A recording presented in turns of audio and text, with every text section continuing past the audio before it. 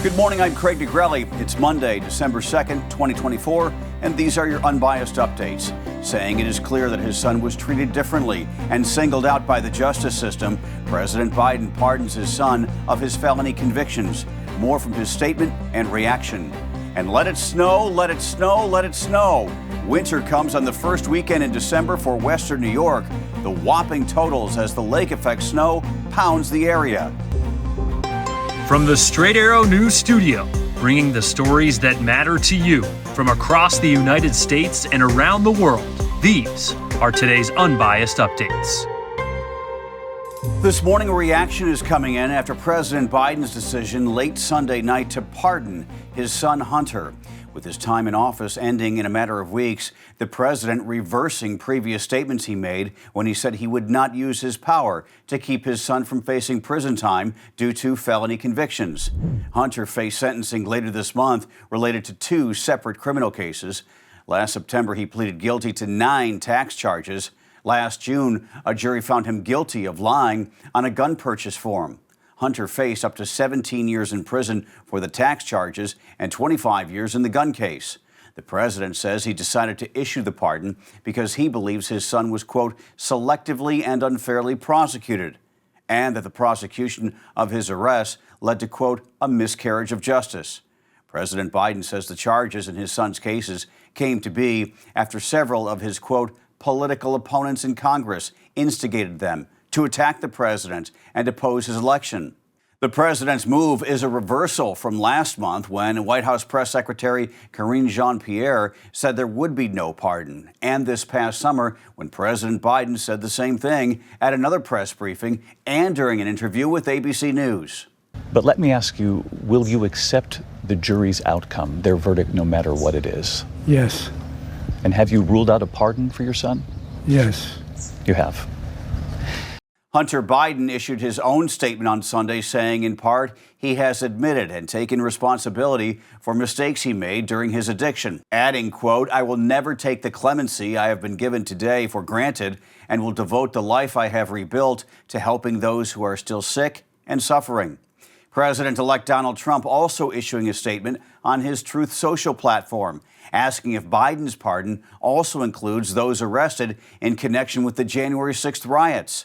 Donald Trump using President Biden's own words, saying this is, quote, a miscarriage of justice.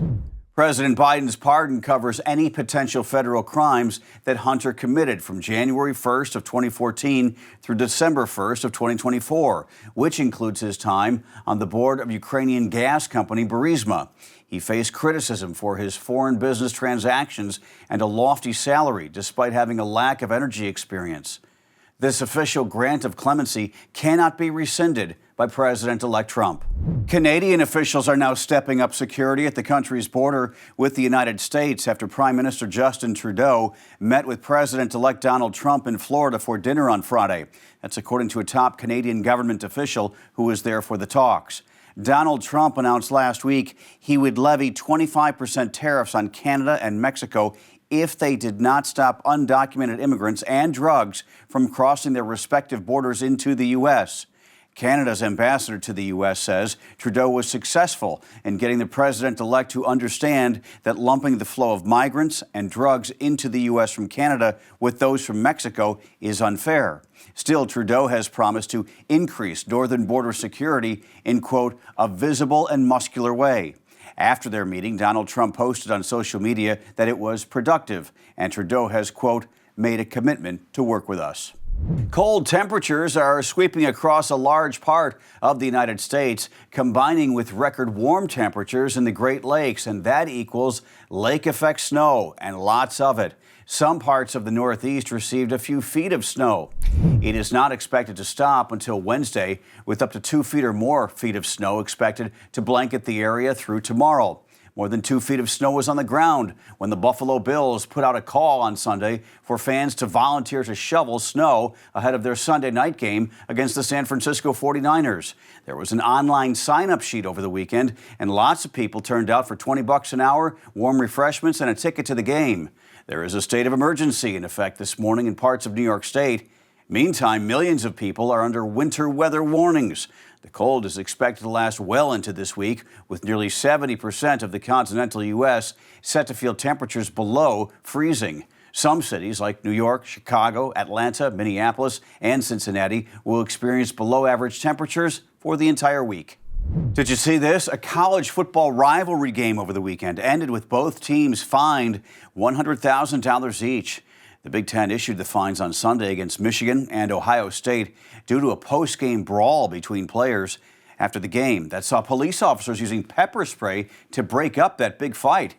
It began after players from Michigan planted their flag in midfield at the so-called Horseshoe. That's Ohio State Stadium, following the Wolverines' 13-10 upset victory over the number 2 Buckeyes. After 5 minutes, the melee ended with some players and coaches bloodied.